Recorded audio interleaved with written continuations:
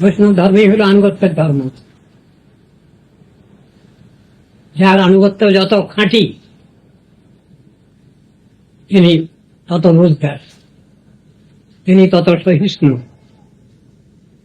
তিনি তত ধৈর্যশীল, তিনি ততটা উৎসাহী, তিনি ততটা বিবেচক, তার ভিতরে ততটা স্নেহমমতা আছে। এসবগুলো প্রমাণিত।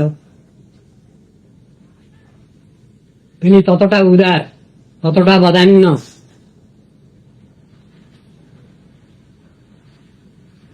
জগৎজীবের দুঃখ কষ্ট দেখে তিনি ততটা বেশি মুগ্ধ, তাদের জন্য কান্নাকাটি করেন, ভগবানের কাছে জানান, প্রভু এদের তুমি কৃপা করো, অমায়ায় কৃপা করো।